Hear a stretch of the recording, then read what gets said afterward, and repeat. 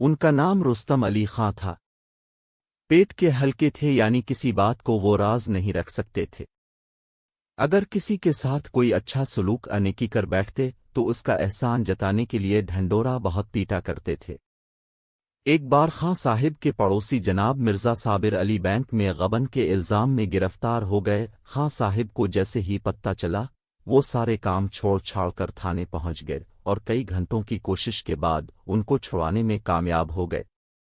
مرزا صاحب نے ان کا شکریہ ادا کیا اور درخواست کی کہ اس معاملے کا کسی سے ذکر نہ کرے، لیکن خاں صاحب اپنی طبیعت سے مجبور تھے۔ محلے میں ایک تقریب تھی اور تقربائے سبھی محلے دار موجود تھے۔ کچھ دیر میں خاں صاحب گنگناتے ہوئے اس محفل میں پہنچے اور بیٹھتے ہی کہنے لگے، ارے صاحب، آج کل اخلاق نام کی کوئی چیز لوگوں میں نہیں رہی۔ کل یہ ہمارے مرزا صابر صاحب کے ساتھ اتنا افسوسناک واقعہ ہوا اور محلے میں سے کوئی ان کے لیے کھڑا نہیں ہوا۔ لوگوں نے واقعے کی تفصیل پوچھی تو خاں صاحب کہنے لگے، ارے صاحب، یہ پولیس والے بھی ایسے سنگین الزامات بے سبب لگا دیتے ہیں۔ بھلا سوچئے، مرزا صاحب جیسے شریف آدمی پر غبن کا الزام لگا دیا۔ جیسے ہی یہ بات میرے علم میں آئی، میں فورائے پہنچ گیا اور کافی دوڑ دھوپ کے بعد ان کو رہا کرانے میں کامیاب ہو گیا۔ یہ سنتے ہی مرزا صاحب پر گھڑوں پانی پڑ گیا اور وہ بیچارے خاموشی سے الفاٹے کر چل دیے۔ ایک واقعہ تو بہت ہی دلچسپ ہے۔ پچھلے دنوں خاں صاحب کے ماموں سادات نگر سے ان کے ہاں مہمان آئے۔ 2 دن بعد خاندان میں ایک ولیمے کی تقریب تھی جس میں ماموں موجود تھے۔ کچھ ہی دن پہلے خاں صاحب کو ان کے دوست نے مردان سے ان کے لیے نہایت نفیس مخمل کی کیپ بھیجی تھی جو وہ خاص تقریبات میں استعمال کرتے تھے۔ تقریب کے دن خاں صاحب نے ماموں سے اصرار کیا کہ آج کی تقریب میں وہ ان کی ٹوپی ضرور پہنے۔ ماموں نے سرخ پھولوں کی ریشمی شیروانی زیب تن کر کے سر پر وہ ٹوپی جمائی اور آئینے کے سامنے کھڑے ہو کر خود کو ہر زاویے سے دیکھا اور دل ہی دل میں داد دی۔ ولیمے کی تقریب میں سب ہی قریبی رشتہ دار موجود تھے اور خاں صاحب ماموں کا تعارف ہر کسی سے کروا رہے تھے۔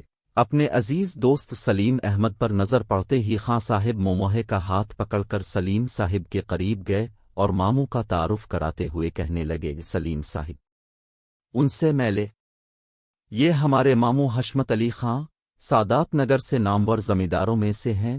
اچھے کپڑے پہننے کے شوقین ہیں، لیکن یہ جو شاندار ٹوپی پہنے ہوئے ہیں یہ میری ٹوپی والی بات سن کر ماموں بہت شرمندہ ہوئے اور خان صاحب کو ایک کونے میں لے جا کر ناراضگی سے بولے، میاں، تم نے حد کر دی چھ چھور پن کی۔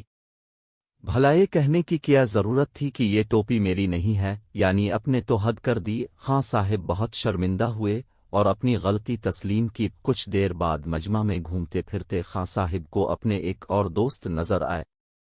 وہ ماموں کا ہاتھ پکڑ کر ادھر لپ کے، شارق صاحب، ان سے ملی، یہ ہیں ہمارے پیارے ماموں حشمت علی خاں، سادات نگر کی نامور شخصیت ہے۔